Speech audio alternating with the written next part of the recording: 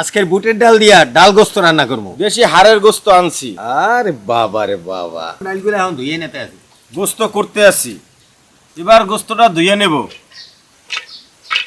ডাল দেওয়া শেষ, গোস্ত দেওয়া শেষ, এখন রান্না করব। তেল, ইলাচ, দারচিনি, তেজপাতা, পেঁয়াজ কুচি,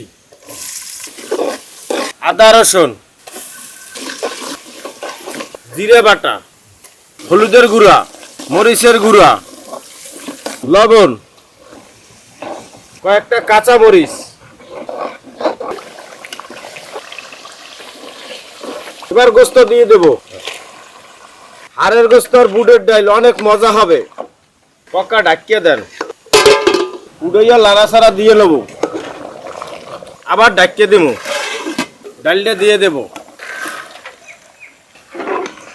পক্কা ঢাকিয়ে দেন।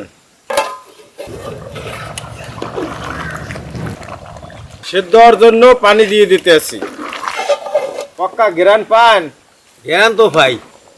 ডাল গোস্ত রান্না হয়ে গেছে, পক্কা এখন খাওয়া শুরু করি। বিসমিল্লাহ। বিসমিল্লাহ। পক্কা কিরকম হয়েছে? দারুণ মজা হয়েছে, হাড়ের গোস্ত ডাল তো মজাই।